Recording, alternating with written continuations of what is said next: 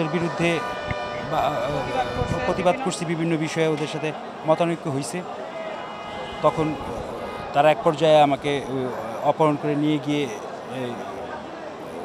আমার এই অবস্থা করছে। ভিকটিম আমার হাজব্যান্ড, এবং ওই ঘটনার সময় আমি তার ওয়াইফ ছিলাম না। ঘটনার 15-17 দিন পরে তার সাথে থেকে আমি আছি।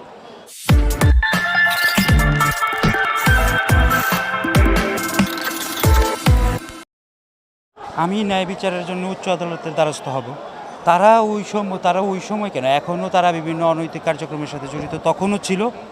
ওই সময় আমি ওদের বিরুদ্ধে প্রতিবাদ করছি, বিভিন্ন বিষয়ে ওদের সাথে মতানৈক্য হয়েছে।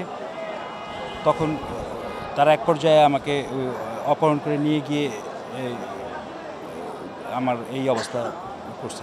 তাদের প্রত্যেকের বিরুদ্ধে আপনারা পিসিপিআর দেখেন, তাদের প্রত্যেকের বিরুদ্ধে হত্যা, চাঁদাবাজি, মাদক সহ এমন এক একজনের নামে 8টা-10টা করে মামলা আছে তাদের। নভেম্বরের 27 তারিখ, অর্থাৎ ভিকটিম আমার হাজব্যান্ড, এবং ওই ঘটনার সময় আমি তার ওয়াইফ ছিলাম না। ঘটনার 15-17 দিন পরে তার সাথে থেকে আমি আছি। তো ওই সময়গুলোতে যেটা জানতাম যে রাজীব সাহেব সে যেখানে অপরাধ বা অনৈতিক কোনো কাজ হচ্ছে সে ওই প্রতিবাদগুলো সে করত। তো আর আমার ফ্যামিলি মোটামুটি সবাই, যেমন আমার শ্বশুর যিনি বাদী হয়ে মামলা করেছিলেন উনি হচ্ছে পুলিশ কর্মকর্তা, এবং আমার ফ্যামিলির চাচা, মামা শ্বশুর এরা সবাই পুলিশ প্রশাসনেই আছে। তো সেই সুবাদে অনেক সময় দেখা গেছে যে যেহেতু আমার এলাকা হচ্ছে ডেমরা থানা, তো ডেমরা থানায় আমরা এটা কিন্তু জানি যে যখন পুলিশ কোনো একটা অপরাধ বা কোনো একটা প্রবলেম থানা ভিত্তিক হয় তখন কিন্তু এলাকা বিভিন্ন লোকের কাছে যায় যে আইনি সহায়তা বা আমরা কোনো অপরাধীকে খুঁজছি, বিভিন্ন তথ্য।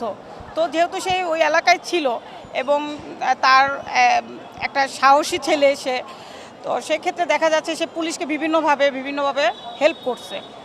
তো এরা যারা এই ঘটনার যে আসামি, এখন পর্যন্ত তাদের বিরুদ্ধে 10-15টা মাদক, মার্ডার মামলা, চাঁদাবাজি, বিভিন্ন মামলা এখন পর্যন্ত তাদের আছে।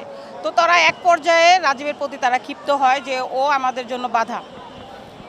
তো তখন এই 10 জন আসামি, অর্থাৎ 1 নম্বর আসামি যে ক্রস হয়েছে এটা হচ্ছে 2010-এ রুবেল ছিল পেশাদার কিলার, এবং আপনারা একটু ঘাটলে আপনার পিছনের দিকে গেলে দেখতে পাবেন যে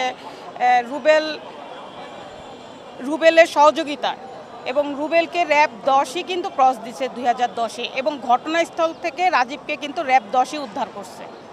তো এখন যেটা হচ্ছে যে আমরা তো আসলে আদালতে শরণাপন্ন হয়েছি। আমার শ্বশুর আজকে 2010-এ সে মারা গেছে, সে তার ছেলের বিচারের জন্য ঘুরছে। তো হয়তো সেটা দেখে যেতে পারলো না, তবে আমি আশা করব যে আমরা উচ্চ আদালতে যাব এবং ন্যায় বিচার পাব।